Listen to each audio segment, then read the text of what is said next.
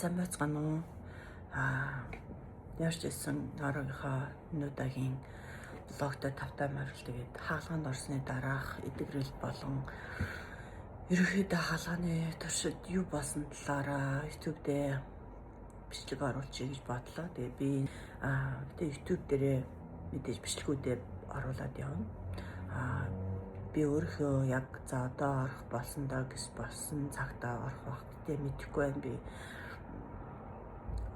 хийж одоо сошиал медиа дээр байхаа. Тэгээд миний хаалгаа болохоор ерөнхийдөө одоо 5 цаг үргэлжилсэн. Тэгээд 5 цагийн дотор хаалгаа маань бол маш амжилттай болсон. Тэгээд маш олон зүйл хийгдсэн. Юу гэ би та нарт урд нь хэлжсэн. Миний нөгөө сан маань доошоо өтрийгээр ингээд гараад ирсэн.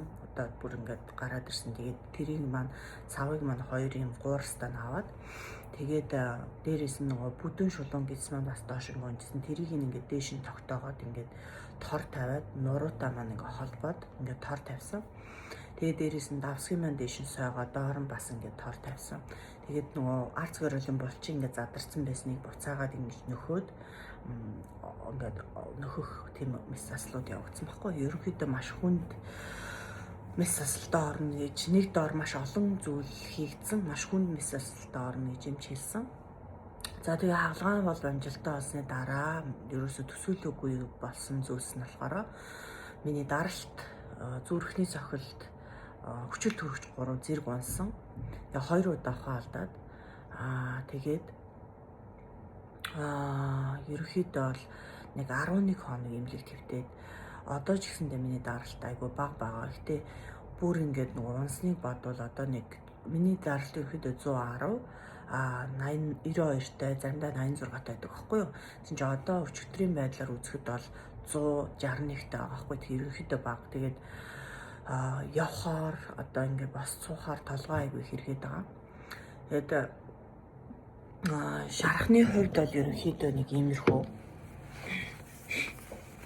Тэгээд энэ доор тавьж харуулж байна.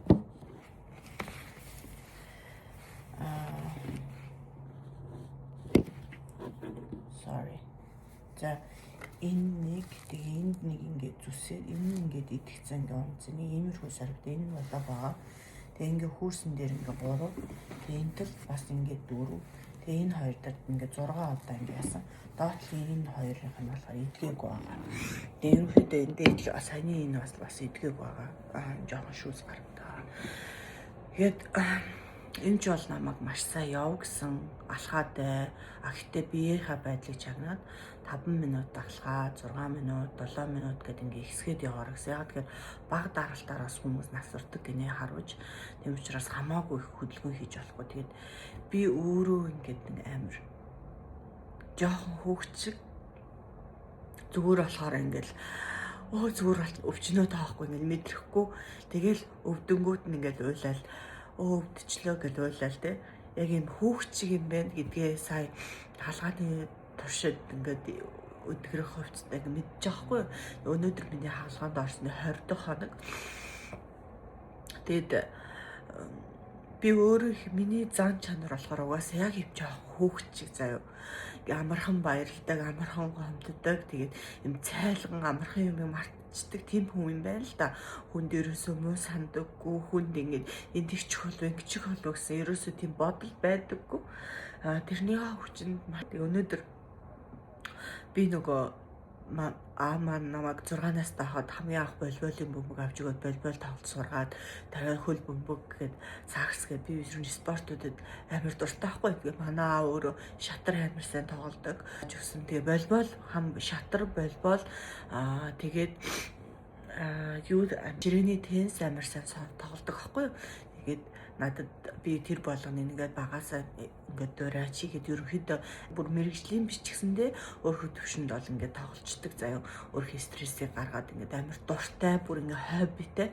Тэгсэн чинь нөгөө одоо нөгөө хөл бөмбөгийн дэлхийн аврагуулах шалгаруулах тэмцээн болж байгаа штэ Мексикод. Тэгээд тэрний нээлтийг үзээд би зүгээр л ингээд юм болох байхаа гэж би бодож байгаа. Тэгээд Шакирагийн би бас улаан фэн нь багасаа Шакирагийн дуунуудыг сонсож бүжгэлж өссөн, Шакира шиг болохыг амар хүсдэг. Ер нь Шакирагаас зориг авдаг тийм хүн би. Тэгээд Шакираг харах болгондоо ингээл за энэ нэмэгтэй шиг болно доо гэж багасаа боддог байсан. Одоо ч гэсэн Шакира ингээл 48 тэгэл нээлттэндээ дуулах нь хараад шууд ингээл уйлал амар огшиж байгаа байхгүй юу. Тэгэхээр эмэгтэй хүн гэдэг ямар ч үед эмэгтэйлгээрээ л байх ёстой юм байна. Тэгээд ямар ч их төвчээртэй, ямар ч их олон зүйлсийг туулд юм бэ гэж би хувьдаа боддог. Тэгээд би ганцаараа ийм олон зүйлийг туулаад яваад байгаа биш байхаа гэж би бодож байгаа. Тэгээд нэг зүйлсээ таваад харахад дахиад ингээл би бол одоо тэгэхээр их шантарж байгаа. Гэтэ шантрахгүйгээр маш огт миний хайртай хүүхдүүд, миний нөхөр ингээд намайг дэмжиж байгаа болохоор би ингээд арай хийгээд босоод ирсэн байх гэж би бодож байгаа. Тэгээд энэ удаагийнх жоохон уйлсан бичлэг орсон бол уучлаарай. Тэгээд өвдөлттэй, өвчин намдах юмгүй ер нь бол өвдөлт намдах юм уухаар даралт манд бүр унчаад байгаа учраас ингээд өвдөлт намдах юмгүйгээр ингээд 20 хоногийг туулж өнгөрүүллээ. Морфин хийсэн чинь бүр даралт унаад. Тэгэхэд эмчнэр бол даралт унах шалтгааныг одоо бүрний дээдлийн дээр жижигэн бужирхай ажиллагаагүй болсноос даралт унж байгаа гэж үзэж байгаа. Энэ дээр бол эмчнэртэй ажиллаа явж байгаа. Тэгээд удахгүй эргээд маш сайхан цоглог хөөрхөн болоод уулзсан. Энэ удаа жоохон царай марай гэрээс өрөөсө гарахгүй. Тэгээд энэ бүхнийг туулсны дараа би юу гэж яах гэхээр зүгээр л та нар өөрөөр амьдр. Миний өмнө бичлэг хэлсэн шиг өөрийнхөө дуртай зүйлсээ хийж амьдр.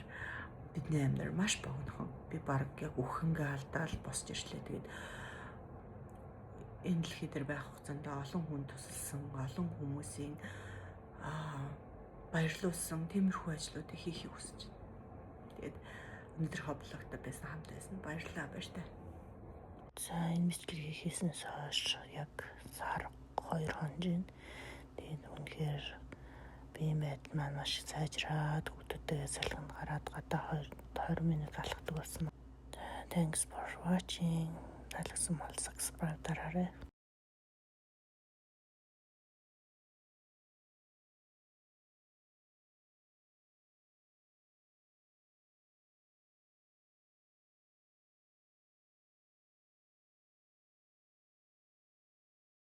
За намайг энэ хүртэл үзэж дэмжиж байгаа та бүхэндээ маш их баярлалаа. Тэгээд хэрвээ таалагдсан бол таалагдлаа гэж дараарай. Thanks for watching. Please subscribe.